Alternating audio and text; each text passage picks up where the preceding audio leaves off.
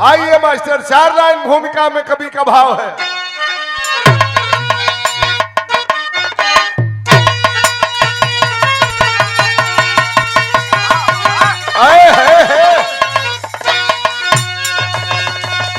तो भाई बेटा वही नाम कुल की बढ़ावे, गीता वही कर्म जोगी बनाती, होती रामायण की सच्ची कहानी जो परिवार में शिष्टता को सिखाती।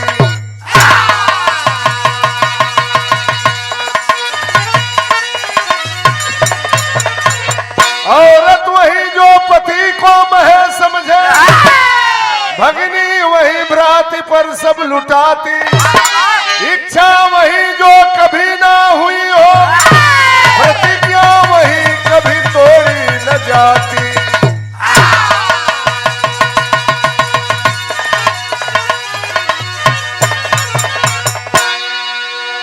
बेटा वही नाम कुल की बढ़ावे। गोपाल नगर गांव के लोग ये धरती पर बेटा उहे लायक बाम कि बाबू की लगे 10 कट्ठा जमीन रहल, बेटा कमा के 1 बीघा कर दिहलस। बाबू गरीबी में मड़ई टाटी बनवलन, बेटा कमा के महल बनवा दिहलस। उहे बेटा ये धरती पर लायक बाम। नारी वही जो पति को महे समझे। ये धरती पर हमरे घर के आप घर के मेहरारू है नीमन बाम, जवन अपनी पति के भगवान मान के सेवा करे। उलंगड़ होके, लूल होके, कान होके, कोतर होके। इच्छा वही जो कभी ना हुई हो, प्रतिज्ञा वही कभी तोड़ी न जाती। विरह में कलन गजल के तर्ज में मास्टर कौन है?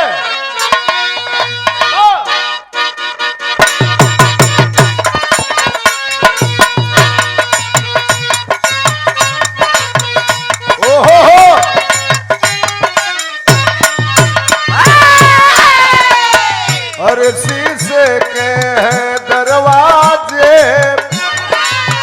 ये मास्टर तनी पर्दा लगा हुआ।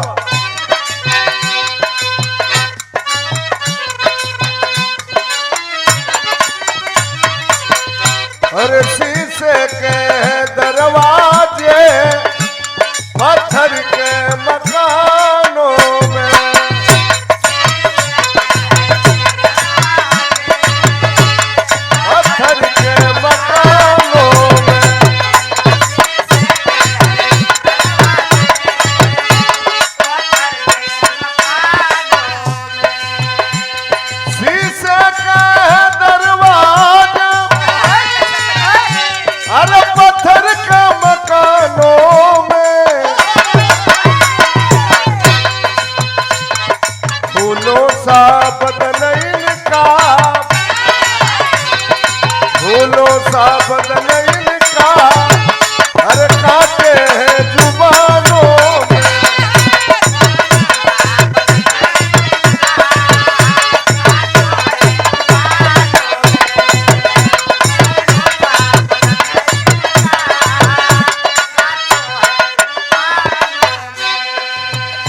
विरह में से बढ़िया भाव कवि जी लिखलन कि सायक भी, सायक मने होला घुड़सवार, घोड़ा हाके वाला के साहित्यिक भाषा में सायक कहल जाला।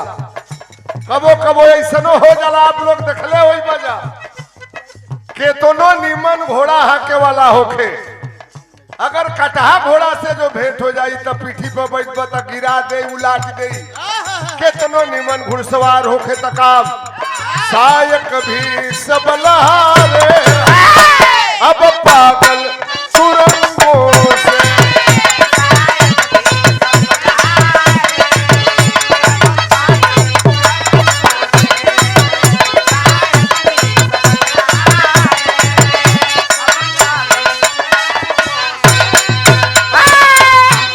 सायक भी सबलहारे, अब पागल सुरंगों से। डस जाता सपेरा भी, डस जाता सपेरा भी, वाले भुजंगों से।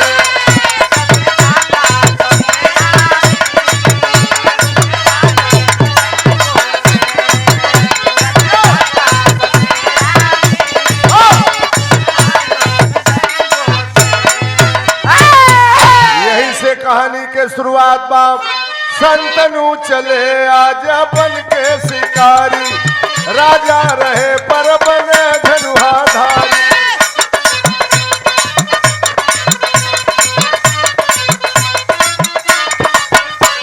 मिला ना हिरन कोई जंगल के पीछे गईले पहुंचे एक पहाड़े के नीचे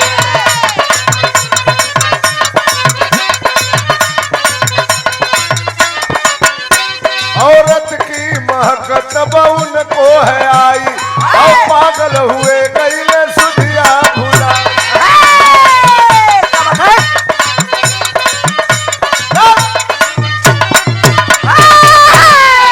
हस्तिनापुर के राजा संतनु नरेश मन में आई लार शिकार खेले चलब घोड़ा पे बैठला घोड़ा के लगाम पकड़ लेन हिनहिनात घोड़ा लेके जंगल में पहुंचल कौनो शिकार ना मिलल राजा के बड़ी जोर से प्यास लगल और राजा के जब प्यास लगल तो आदमी कहलन कि की बल गावत की बल धावत की बल घोड़ कुदावत गवला में दौड़ला में घोड़ा हकला में बड़ा मेहनत पड़ेला राजा के शरीर पसीना से सराबो राजा के प्यास लगल घोड़ा पर बैठला पहुंचला वही नदी के किनारे आज जब नदी के किनारे गईला त नजारा का देखला तरज बदल गई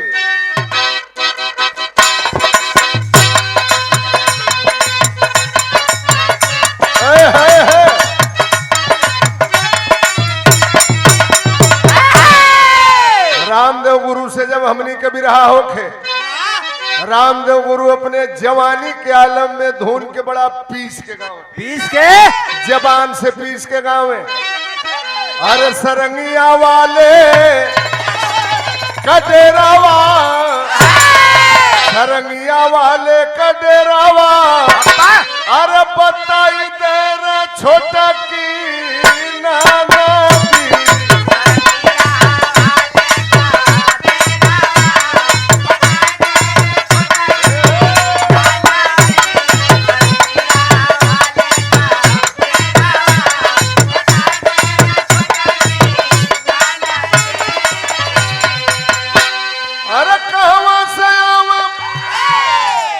ढोलक मजीरम कहवा सावना गारती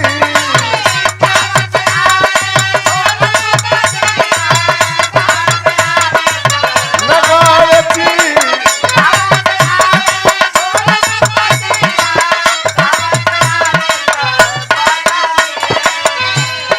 अरे कहवा से आवे सरंगिया वाला अरे बताई जरा लहुरी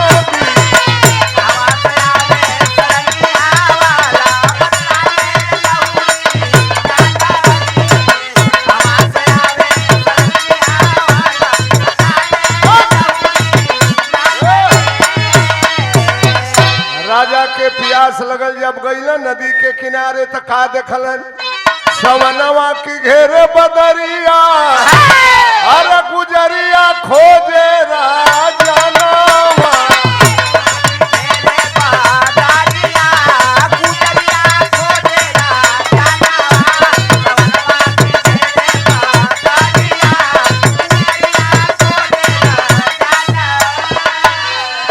अरे नदिया किनारा अब आ गईले देखल सुकुमरिया पानी में अरे 16 बरिस गदराई उमरिया 16 बरिस गदराई उमरिया गुजरिया खोजे राजा नावा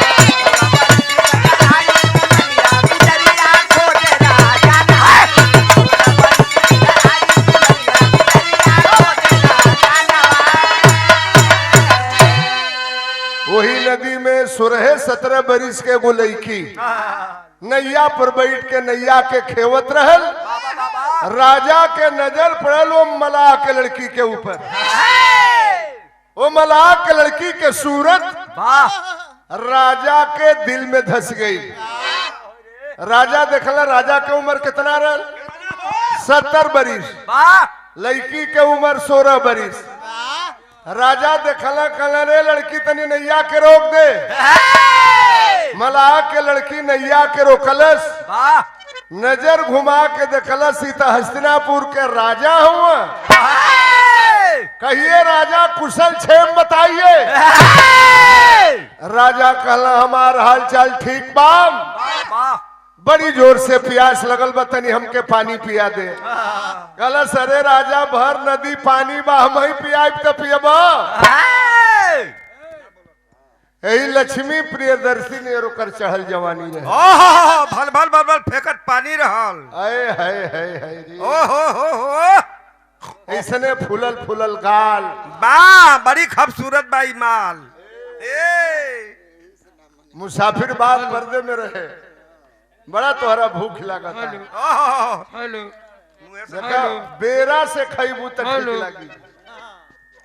बेरा से टाइम से हेलो पहले खा लेला, नहीं तो गैस बन जाए बाद में खैले पर। हेलो पहले जे खा लेला वो ठीक रहला, बाद में जे खाला ओकर बाद में पछताए के पड़ला।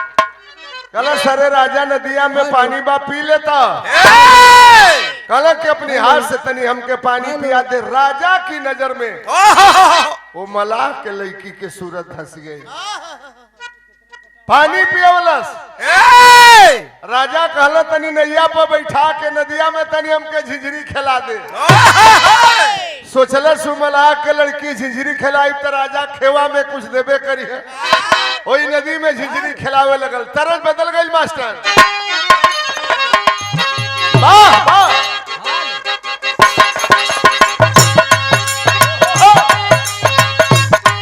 हेलो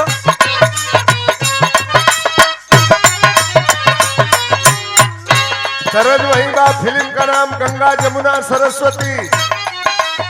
अरे साजन मेरा उस पार है, मिलने को दिल बेकरार है। साजन मेरा उस पार है, मिलने को दिल बेकरार है। साजन मेरा उस पार है, मिलने को दिल बेकरार है। वही नैया पर बैठा के उमला के लड़की झिझरी खिलावत। राजा बगल में बैठल हूँ, कहला रे वाह वाह क्या बात है। अरे नैना शराबी तलवार बा, छतिया पलट कर दुनिया नार बा। नैना शराबी तलवार बा, छतिया पलट कर दुनिया नार।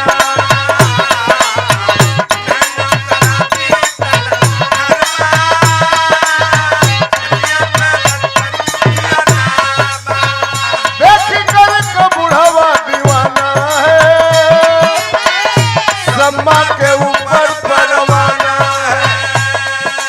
अरे बोले सुना के गाना है, हमको भी उस पार जाना है। ए तोहरी हाथे में पतवार बा, छतिया पलट कर दुनिया नार।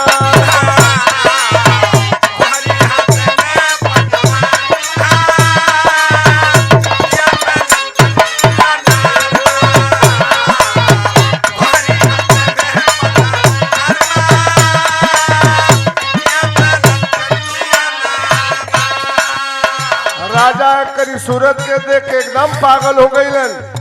नदी के ओ पार ले गई बलुआ रेता पर राजा बैठ के खरबूजा हिरमुआना खैला। कहला तनी एक बेर और नैया पर बैठा के बीच धारा में लेके चल। अरे नदिया के बीच चले आए हैं, भाई बा प्यार ही बताए हैं। जब बीच धारा में लेके गई मला के लईकी तब पर राजा पत्ता खोलना। तोहरा बिना जीवन नहीं अधूरा बा। ए जान राजा कहता वो लड़की से, तोहरा बिना जीवन नहीं अधूरा बा। तू ही एक सुना करबू पूरा बा। तोहरा से भइला हमार प्यार बा, छतिया पलट कर दुनिया नार बा।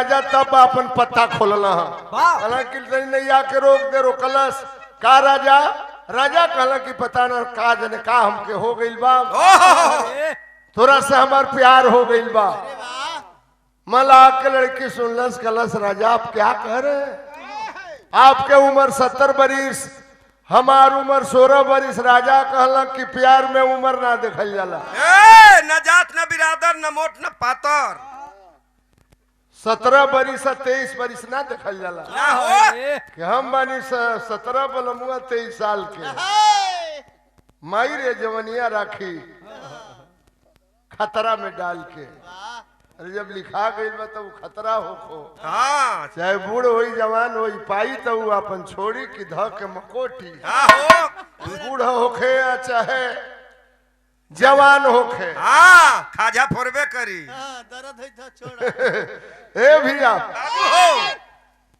कल राजा हमारा तो से प्यार हो गई बा आंख में आंसू भर गई मलाह के लड़की के राजा आप क्या करें आप छत्री कुल के राजा हम जात के मलाह के बेटी राजा आप क्या कह रहे हैं कहला कुछ ना अगर बियाह ना करबे तो नदी में कूद के जान दे दे कल राजा मरहू पर तैयार हो गई कल ठीक बा राजा हस्तिनापुर के गद्दी सुनी हो जाएगी काहे के मुआब जब तोहार बियाहे करे के मन बा तम बियाह कर ले लेकिन हमरो एगो बात सुन ल सरज यहाँ कौन बा मास्टर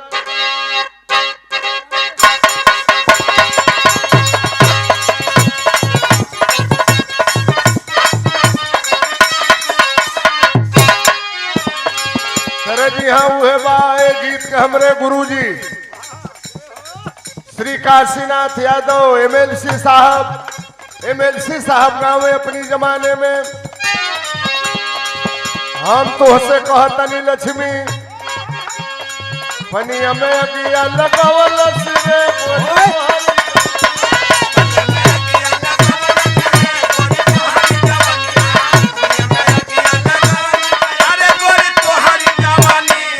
अरे अखिया जना जैसे अमवा के भारी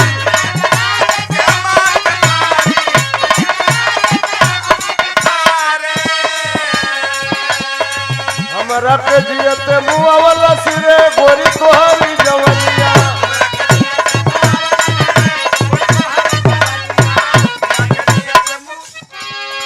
मलाह के लड़की कलश राजा आप शादी करना चाहते हैं हम तो मलाह के छोकरिया हो कैसे होई सगरिया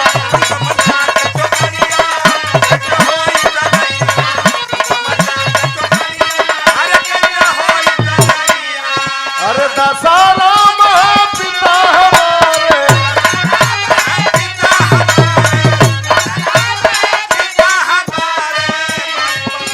अरे मालिक बन बैठे हैं द्वारे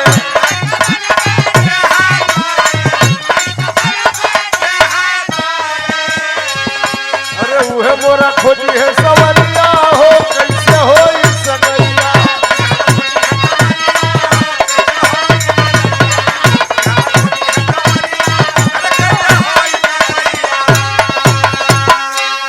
से राजा हर लड़की के मलिकार ओकर बाप होला लड़की जब सयान हो जाले तब बापे जाला लड़का खोजे खातिर के हमारी बाप के नाम दशहरा मल्लाह काहे खातिर के जान देबा राजा आप राजा हैं हस्तिनापुर के हमरे बाप से जा राय में सवेरा कल हमार बाबू तैयार हो जाई हम तो से बियाह कर ले राजा सोचल जब एक मन हो गई बा करी बाप के मन कहे ना होई हम हस्तिनापुर के राजा हैं नवरिया जा किनारे पर लगी अरे नवरिया जा किनारे पर लगी राजा हुआ दीवाना बूढ़ी बाहू मरिया रे उमरिया रे उमरिया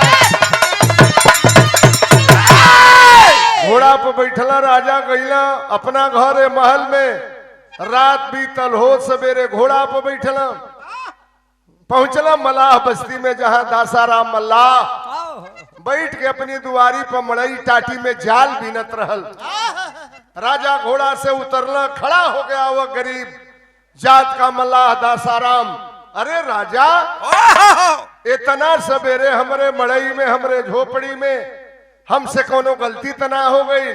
चलो कुछ नहीं गलती है, एक सवाल लेकर के आया हूं। कलश गरीब आदमी, राजा का हुक्म। सेवक आपका तैयार है, कहिए राजा कैसे आना हुआ? लजाते लजात राजा कहला कि अपनी लड़की के बियाह हमरी संगे कह दो। ओ हो, गरीब आदमी टूट गया। राजा आप मजाक कर रहे हैं? हस्तिनापुर के आप राजा हैं, आप क्षत्रिय कुल के राजा, हम जात के मल्लाह। आपके उम्र 70 बरिस, हमरे बेटी के उम्र 16 बरिस। आपका एक बेटा है, आपकी शादी हुई है, आप हमारा मजाक उड़ा रहे हैं। राजा कलन कुछ नहीं, प्यार के रोग ऐसा न लक्ष्मी इजे करा के धो लेला। नया आदमी दुबराला ना मोटाला, जैसे उखी के परोहा हो जाला वही तेरे देह झुराए लगे। राजा कहला ना बियाह करबो तो इजा फांसी लगा के मरी जाई। यही बिरहा में कोटेशन है मेरे गोपाल नगर के लोगों और गुड्डू बाबू। दासाराम मला कहला से राजा हम गरीब जरूर हैं, लेकिन हमारी आबरू गरीब नहीं है। एगो शर्त पर अपनी लड़की के ब्याह तोहरी संग करब कि हमारे बेटी या तोहरे संपर्क से जवने लड़का पैदा हुई उहे हस्तिनापुर की गद्दी के राजा हुई। अवाक हो गए राजा, नहीं, मेरा एक बेटा है जिसका नाम है देवव्रत, अपने बेटे से घात नहीं करूंगा, नहीं करूंगा शादी। घोड़ा पर बैठला राजा, तितलिया जोड़ भगल। तितलिया जोड़ जाने लू, एगो गोड़वा उठा के भागे पड़ला हो। जैसे कुकुरौछी काटे ले गदहन के आदमी टेढ़े भागेला, वजह से राजा भगल गईला महल में। ए भैया कम हो जाता है, तू वो महले में जाता हो। तू वो वही में हो। हेलो हेलो, तन सदा होता ऊपर वाला दिखाइए कर लीड कौन बा। हेलो हेलो, हाँ ठीक। भगला राजा गईला महल में, दिन बीत गए। रात के जब खाना वाना खा के सुतला तो सुतला में राजा सपनी आए लगल, मैंने सपना देखे लगल। अच्छा एगो चीज बता दे, ये लगभग सबके ऊपर ये सबके ऊपर बा, ख्याल करी है। दिन में अगर कोनो बढ़िया मेहरारू लौक गई तो जब सुतब तो उस सपना में जरूर लौक। जंगिया बिगाड़ी जरूर। कोनो बढ़िया घोड़ा लौक गई, मन में बसा ले बताऊ सपना में जरूर लौकी। हाथी लौक गई, सपना में हाथी लौकी जरूर। राजा जब सुतला है तो सपना देखे लगलन।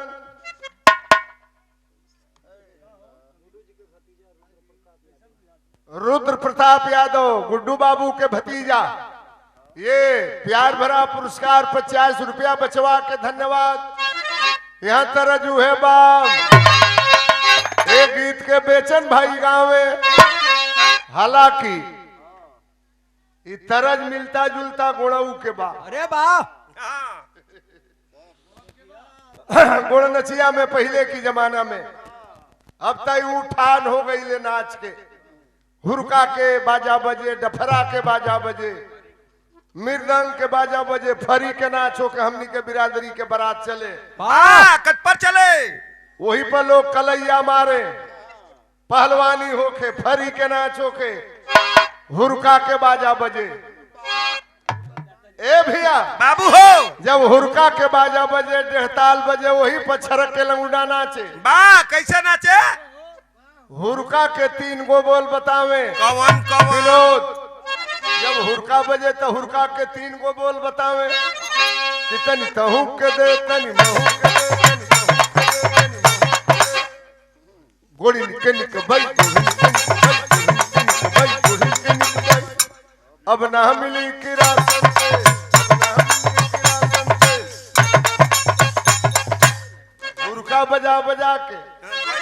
अच्छा पहले के पुरनिया जवन कहला गुड्डू बाबू, मेरा देखे के मिलता अब ना मिली किरासन तेल पहले के पुरनिया गौला ने जमाना में सरकार में ससुर किरासन तेल देखे के नहीं के मिला सही वो जमाने के गौलन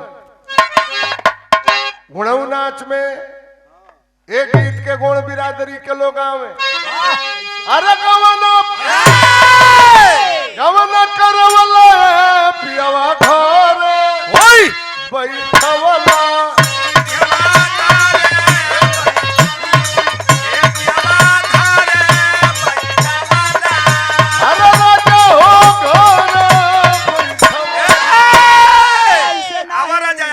अरे बहुत नाचत अरे का लक्ष्मी जी बतौली अब हम का बताई वाह हम तो जब गौली या जब नाचे शुरू कैली बिरहा जगत में भूचाल आ गई बनारस इलाहाबाद में हल्ला हो गई कि बलिया से को गवैया आई बा नाचता अब कहली कि जब सब नाचे लागल तो छोड़ा एक अब छोड़ले में इज्जत ना ना धैले रह बाबू रहे दपाने जी रहे अरे आज भर ढील दो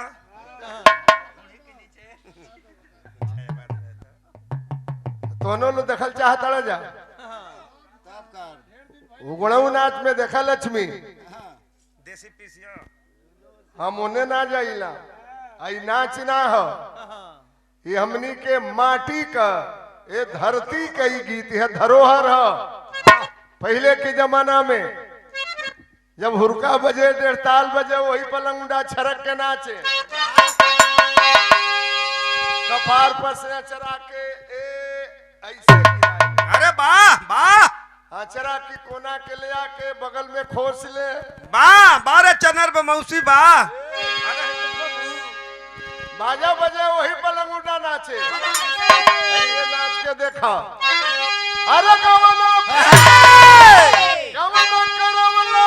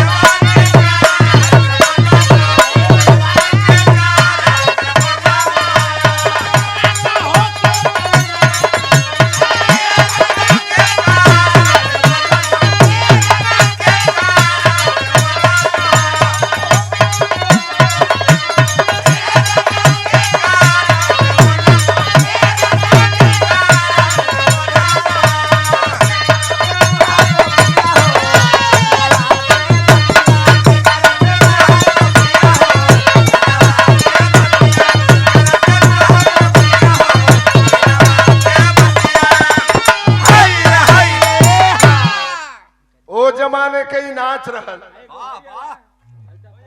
ये बिराह में केहू के अइबे न करी 50 रुपया पहले के जमाना में जब अहिर बिरादरी के बारात चले पर चले गवना के बारात हे दुल्हा के परछौना घोड़ा पर बैठा के होके नाना गधा पर होके तू बाभन हुआ हम अपने बिरादरी के बात कर तोरे बिरादरी कहूं करत है जब हुरका डफरा बजे तो हमन के पोशाक करे लौंडा का आज के लड़की दुपट्टा ऐसे लगा के चले अरे वाह अरे तो लेबू ऐसे लोग लगा के चलन पहलवान आदमी ऐसे चलेलन अरे वाह बारे पहलवान वाह लेकिन वो डफरा के नाच में लंगुंडा गमछा के ऐसे फेंक ले ऐसे देखा वाह बारे चौधरी वाह और दोनों हाथ में झाम ले ले ऐसे झाम ले ले वो जमाने में जब पुरानी आदमी होई डफरा के नाच देखले होई याद होई देखे विनोद दोनों हाथ में डफरा है, झाम ले ले। आज डफरा के जब बाजा बजे तब गावे लोग अरे कवनी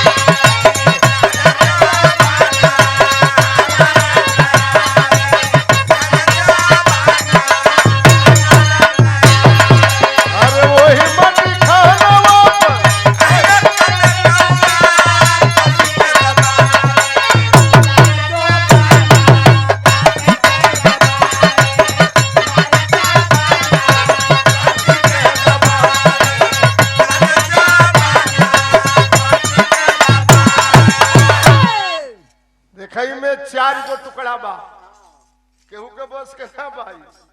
और देखा लोग फरमाइश कर देना तो बता दे, यही के स्वर्गीय बेचन भाई बिरहा के महान कलाकार, यही मऊ जिला के रहे वाला बेचन भाई ये गीत के गाँव में। अरे खा गलू लंगड़ाया मदाम कहिया दे बुझी रही।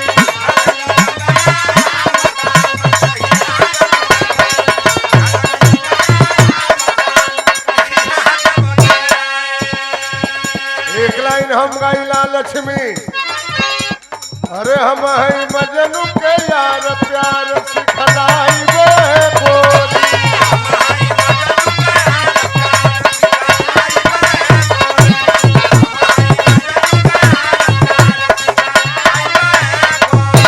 मेन कहानी बयां में राजा जब सुतला हम मला के लड़की के सूरत राजा की नजर के सामने नाचत बा। अरे रतिया में देखले खुआ बया पर आप चढ़ेगा।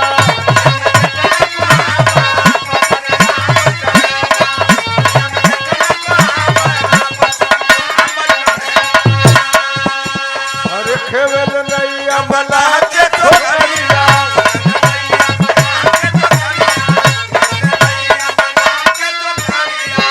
अरे वो कर के धई कहे भोरिया कवैया।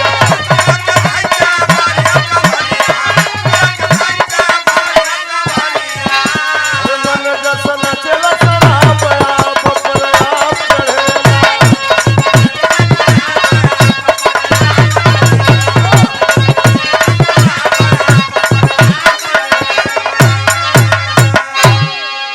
राजा जब सुतला है तो सपना देखे लगलन। सपना में राजा देखा था कि हम नैया पर बैठल बनी और मला के लइकिया नैया के खेवते।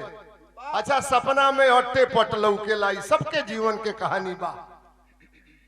सपना में आदमी सुतला तो हट्टे पट लौकी। राजा सपना में देखा था वो मला के लइकी कोई नैया में पटक दिल बनी। राजा सपना में यो देखा था कि ओकर सकरी कपड़ा उतार दिल बनी। बा तोले आइन मौके पर राजा का धोती है बिगड़ गए।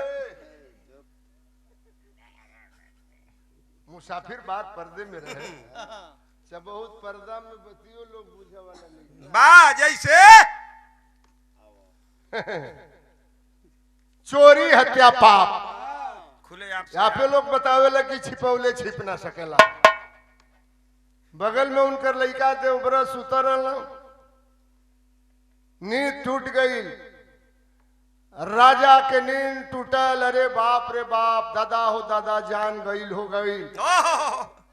नींद टूटल बे राजा के लड़की के याद में तो 3 गो चीज छिपौले छिपेला ना, चोरी हत्या पाप। बा कैसे? एगो राजा के लड़की के बियाह होत रहा लक्ष्मी। देश के राजा महाराजा जुटा रहलन। तबे घड़ी तो भाई जयमाल विधि से बियाह होता, पहले पर्दा की आड़ में बियाह होके। पर्दा की बगल में लड़की रहल, एक बगल दुल्हा। संजोग से राजा के लड़की के हवा खुल गई। हो जाला। बैठो यार, खाली सुता तड़ू करिहाई में दर्द नहीं है। हाँ उमरिया ने ढेर बा। हफ्सूल खिया दो हफ्सूल। हफ्सूल बने? हाँ कप्सूल का बोर भाई है। हाँ अरे बाबा, ब्याह उतर राजा के लड़की के जोर से फोन दे, हवा खुलल। अब राजा भी आश्चर्यचकित, लड़की शर्मा गई। बगल में नौनिया बैठा रल, पट दे खड़ा हो गई। देखा कैसे राजा के लड़की के इज्जत बचावते। वाह पट दे खड़ा हो गई, पेट मले लागले भैया। कई गो बारात में जाए के पड़ता, कई घर का खैले। कई घर के खैले अटर पटर मसालेदार सब्जी मिलता। हमार पेट गड़बड़ा गई। मैंने ही बता दिया कि हमार हवा खुलल है, राजा के लड़की के ना खुलल है। वाह कहला कई घर के अनाज खाए के बाद पेट गड़बड़ा गई बा, हमार बता दिया कि हमार हवा खुलल बा। राजा हीरा के हार पहिरले रहलन। वाह कहला नौनिया हमरे बेटी के इज्जत बचा दिया। वो हार के ले जाके नौनिया की गला में राजा पहिरा दिया। वाह अब पर्दा की आड़ में बे राजा के बेटी कला है। इतना देखा तन नौनिया सेतिये में हीरा के हार लेके चल जाले। अलग हार लेके चलिए जाई। पर्दा से बाहर भइल राजा के बेटी कला सारे पदनी हम हार लेके जाई नौनी। तो चोरी हत्या पाप कबो छिपौले छिप ना सकेला। देवव्रत उनके लड़का के जानकारी हो गई कि बाबू कई दिन से न बढ़िया से बोला तना, न खाता न बतियावा तना। इत बुझाता कि इनके लभलाइटिस के बीमारी धैले बे। होत सवेरे उनकर बेटा देवव्रत गईला दशहरा माला की दरवाजा पर जाके गोड़ लगल। कहा नाना गोड़ लागत तनी। दशहरा माला देखलस, कलस रे भैया हस्तिनापुर के राजा के संतनु के लड़का हुआ। हमके नाना काहे कहता? कहला कि नाना कहला में राज बा। काहे कहता नहीं के तनी सुन ल, हमरे बिरहा के आखिरी गीत बा।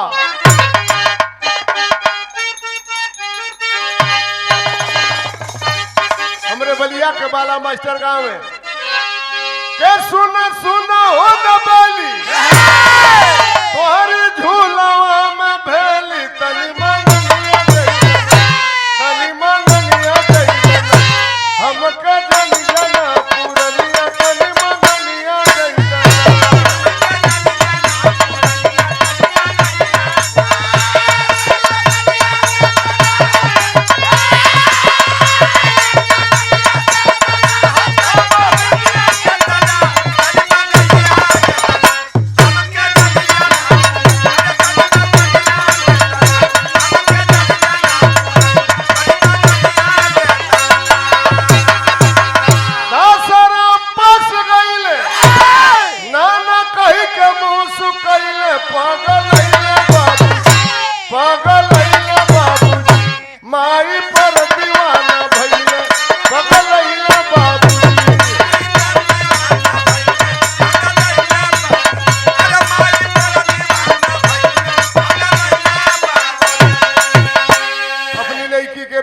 हमारी बाप की संग हम वादा करतनी कि माई बेटा जो जन्माई वह राजा बनी है भाई। हर सैया बाबू, हर सैया बाबू आका बुढ़ऊ शादी कइले। हर सैया बाबू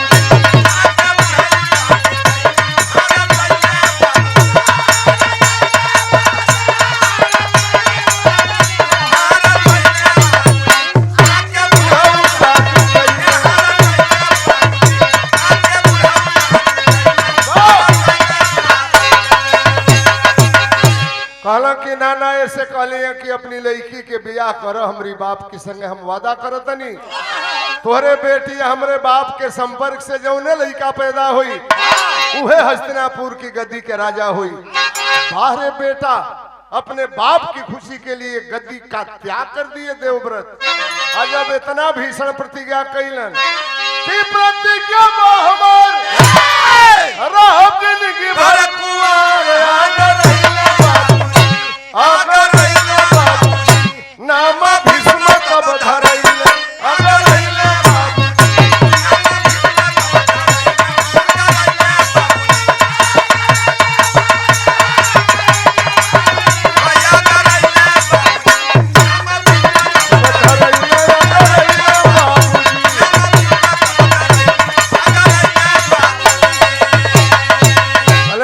बाप के खुशी खातिर जिंदगी भर हम भी हवे ना करब इतना भीषण प्रतिज्ञा कैला देवव्रत तब से उनके नाम बदल के भीष्म पितामह हो गया। आखिरकार राजा भी हवा कही लिहला वो लड़किया से देखा लक्ष्मी प्यार में जोश जवानी में उम्र नहीं देखी जाती है जात बिरादरी नहीं देखी जाती। बिया कल लिहला राजा कुछ दिन के बाद भइल का जन्मा राजा दुई ठेला नवा मनवा बाउरबा हमाई की सेवा में हाजिर जनवा मनवा बाउरबा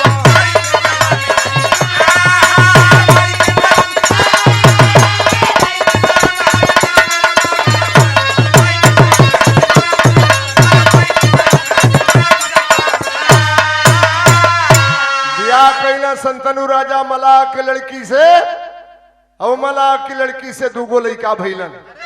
पहला के नाम विचित्रवीर दूसरा के नाम चित्रांगद। दोनों लड़का से आन भइला तिलकहरुआ में भड़क जा काहे हो अच्छा छत्री होके मलाह की लड़की से बियाह कैले रहन तो वो लड़का से के बियाह करी। पहले के जमाने में इहो कुल चले ना अबे घड़ी तक केहू के बियाह कहीं हो जाता बड़े बड़े घराने में जात बिरादरी का कोई सवाल नहीं। लड़का से आन भइला मलाह के लड़की के जौन तन से लड़का भई रहलन वही समय काशी राजा अपने तीनों बिटियन के स्वयंवर चले रहलन। अम्बा अम्बे अम्बालिका के देश के राजा के न्योता दिलन हस्तिनापुर की राजा के ना न्योता दिलन।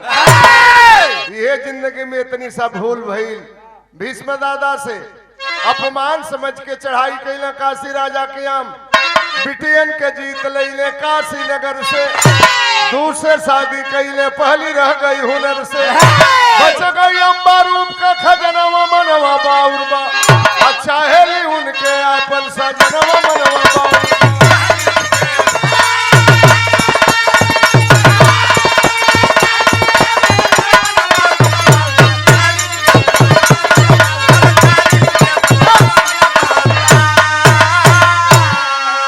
काशी राजा के स्वयंवर से उनकी तीनों लड़किन के हरण करके लेके आ गई हस्तिनापुर में।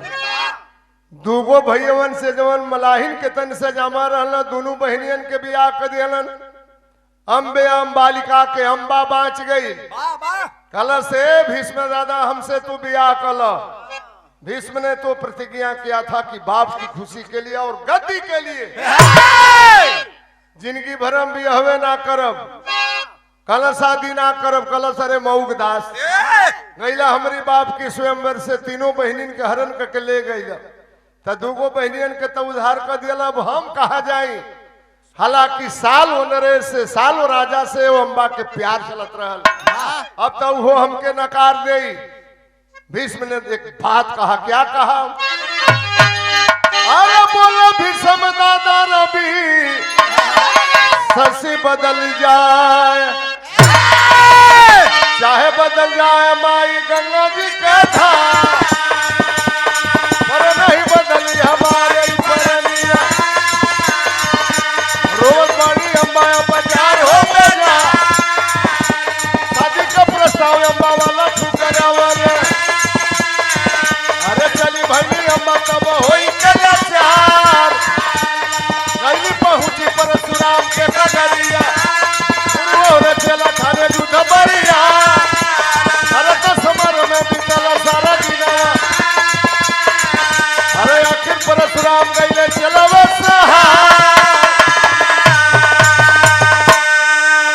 अम्बा रोवत पहुंचल।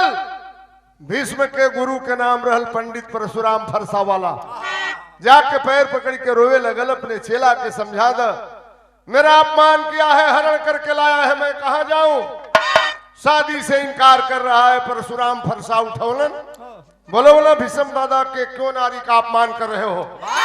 नारी शक्ति दुनिया की बड़ी शक्ति है हरण करके लाए हो शादी कर लो। भीष्म ने कहा गुरु पूरब का सूरज पश्चिम में उदय हो सकता है गंगा माँ की धारा बदल सकती है। बियाह ना करब त ना करब। लड़ाई भइल गुरु चेला में, परशुराम लड़ाई के मैदान में हार गई। खड़ा रहल अम्बा श्राप दिल जाए भीषम मेहरारू जा से तना नफरत, तुहरी मौत के कारण मेहरारू बनी। अम्बा श्राप देती है क्या?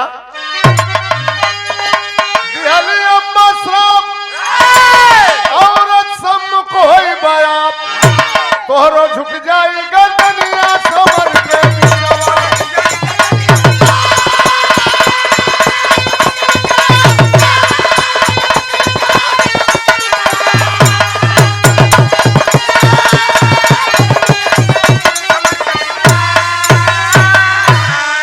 महाभारत की जंग हुई, सेनापत भैले दादा, तोहरा मच गया धरा पर लही है बुझाता। सुनील कृष्ण के कहानियां समर के बिचवा। महाभारत की लड़ाई चलत रहल। भीष्म दादा कौरवों की ओर से सेनापत बनाए गए थे। लड़ाई हो रही थी, बाणों की बौछार हो रही थी, पांडव दल में खलबली मच गई। अब भीष्म दादा से के लड़े जाई। उसी समय हुआ क्या? अम्बा बरकर हुई, शिखंडी था हिजड़ा का रूप। उसी भेष में आई देखले अम्बा के स्वरूप। धैले धनुहा सालनिया समर के बिचवा। वही अम्बा दूसरे जन्म में शिखंडी बनकर के पैदा हुई, जेकर हिजड़ा के रूप रहल। अर्जुन के रथ पे आई। भीष्म दादा अर्जुन की लड़ाई हो रही थी। तनकी साहब अर्जुन के आगे आके छमक तनकी साकर हिलवलस। भीष्म दादा के नजर पड़ल अर्जुन के रथ पे औरत। दादा तो प्रतिज्ञा के लिए रहलन कि लड़ाई के मैदान में अगर मेहरारू आ जाई तो हम हथियार फेंक दे, ना लड़ब। हथियार डाल दिए। भगवान कन्हैया माधव मुकुंद मुरली वाले ने कहा, अर्जुन अब क्या देख रहे हो? दादा ने हथियार फेंक दिया, लड़ाई को फतह करो। समर भूमि अर्जुन जी मारे बानन पर बाण। बाण के नीचे सैया धरती ऊपर भाई आसमान। तमवल करई है परनिया समर के बिचवा।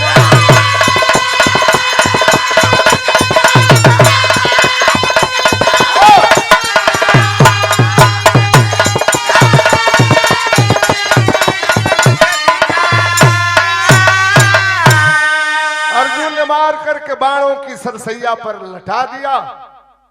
भीष्म दादा को बेटा हो तो ऐसा अपने बाप की खुशी के लिए बाणों की सरसैया पर सो गए। ताजीवन शादी नहीं किए। एक बात केवल गद्दी के लिए कि हस्तिनापुर की गद्दी खाती के झगड़ा न हो के घड़ी तो वही खाती के मारी होता, दल बनता, हई पार्टी हऊ पार्टी, ये कुर्सी हमके मिल जाए। वही हस्तिनापुर की कुर्सी आज दिल्ली की कुर्सी है, जो पार्लियामेंट की सबसे बड़ी कुर्सी। तो आखिरी लाइन में कवि का भाव है, कुसुम पर आग देवराम पसारे जद्दू के पैगाम। नवरिया जा किनारे पर लगी अनुपम का कलम भोला